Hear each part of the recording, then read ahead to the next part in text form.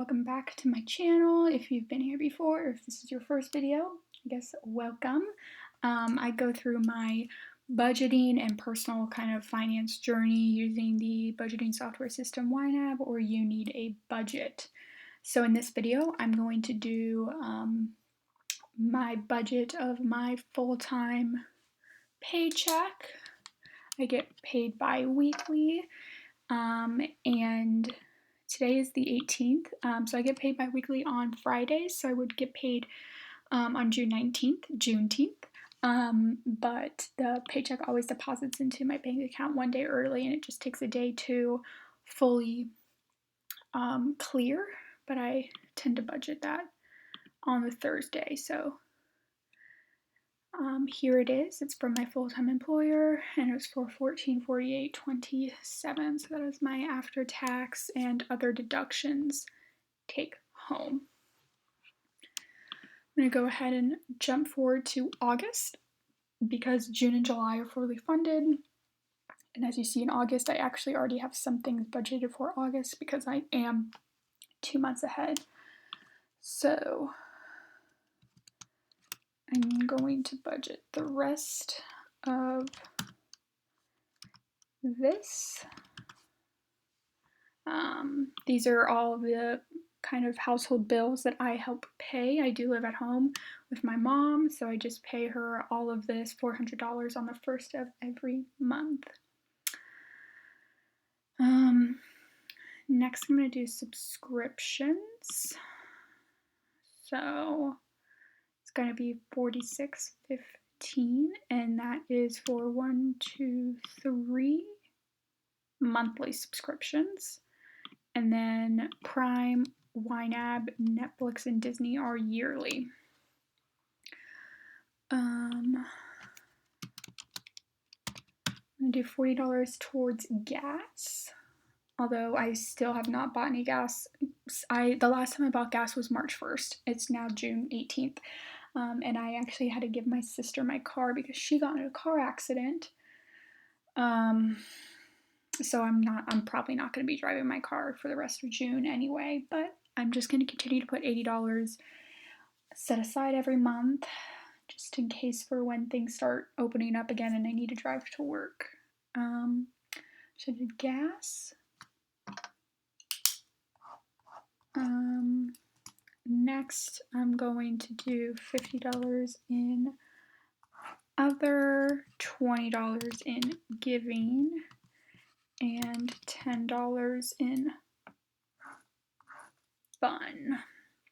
And these are all kind of my monthly varied costs. Next, we're going to go down to sinking funds. I already have a lot of money set aside, but I'm going to do $50 for gifts, $20 for my birthday, and then another $50 for clothing. Making that $335 going towards my sinking funds in August, $195 towards my monthly varied, $46.15 towards subscriptions, and $400 towards my monthly bills. So with the rest of this money, this $962, this is when I actually jump back to June. I guess I'll show you July, but everything in July is fully funded as well. And so once all of my immediate obligations are like my bills, subscriptions, my all of like those first couple of categories are budgeted, I go to the current month and I start putting money towards my savings and holdings category, or like my more financial goals that I'm working towards, because it doesn't make sense for me to put that money in the future when I can use that money for my current goals today. So for federal loan A, I'm going to be putting another $350 towards there. So because of COVID, my last student loan is in forbearance. It's $5,100. It's actually $154, not $60. So I am kind of slowly putting money towards this category. You can see I have less than $1,000 left that I need. And then when September comes and the 0% interest I guess, stops, I'm going to do like a lump sum payment right before then, so that I can pay that off. So that's so exciting. I'm gonna hide that, and then I'm gonna come up to my IRA category and put another $465 towards that,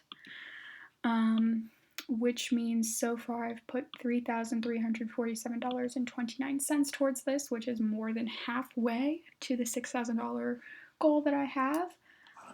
If I show you my checking account thing, you'll see I have this scheduled transaction for the 22nd where I'm actually going to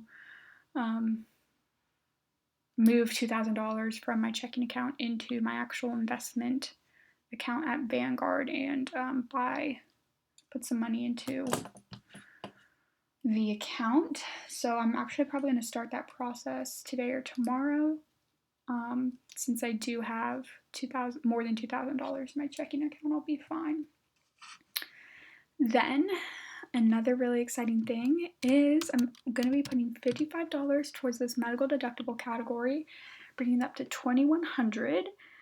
And then with the next paychecks, I'm going to start putting money towards my 2021 medical deductible so that by the time 2021 starts, I will have the full medical deductible set aside. And I'm hoping that as long as nothing major happens to me medically, I'll still have quite a bit of money left over in this 2020 medical deductible fund so that possibly by the time 2021 starts, I'll have my entire out-of-pocket max set aside, which just would bring me a lot of comfort because as this pandemic shows, you never really know what's going to happen to you medically, and it's good to have that money available. So I have $92.12 left. I'm going to come up to this emergency fund line and add $80 for that. I haven't really been putting a whole lot of money towards my emergency funds since I've reached my $2,000 goal. The majority of like that $184.40 is like either interest on my savings and checking account or like just random amounts of money here or there that I don't really need. But I do want to start contributing again to it, just like maybe $100 a month, because eventually I do want to transition this from a general event emergency fund to a more traditional income replacement fund. Right now it's not really high on my list because I do still live at home. A lot of these, I guess, categories that I have, I don't actually need to pay. Like I could stop with some of the subscriptions and all of that. So it's not as big of a deal for me to have an income replacement category, but I do want to get there. And then with this $12.12, I'm going to come down to my Wish Farm, go to my new phone category, and add it. So that category is now at $567.46. And then again, starting next month in July, I'm going to start focusing on my new phone category and my computer replacement category a lot more. July, I actually expect to put, I think, like $1,600 in total between these two. And I think originally here I had my original estimate at like $1,300. This is probably gonna be closer to $1,800. I've been looking at the Mac computers, and it really depends on if I can get a good deal and how much my current Mac computer will trade in for. So we'll see. I'm gonna set aside $1,800 for it. But with my new phone, I'm more than halfway there, which is really great. I was able to use a lot of money that I received for my birthday a couple months ago to go towards this. But that's it. I fully budgeted out my paycheck. I will come down to my 401k category and just add my contribution, June 19th. Something that's really cool that my job is actually doing is they are giving us a paid company holiday for tomorrow, June 19th, since it is Juneteenth. And I'll actually leave some resources down below, just some like links to some articles that explain Juneteenth, because I had never heard of Juneteenth until earlier this month. Um, and the more I learn about the holiday, the more I'm like amazed by how important it is and everything it represents. And the more I'm also kind of like, how could I never have known about this holiday before? So, just in case you don't really know that much about it either, I'll leave some links down below that you can look that up on. But yes, that is everything. That is my budget.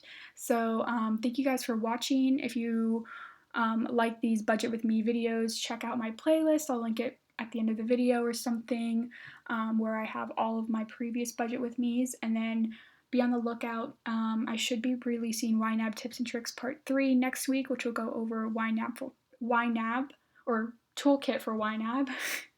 This little guy. And then some other video ideas coming up. I'm going to go over how to handle gift budgeting in YNAB, a general how to get a month ahead in YNAB or more, like I am.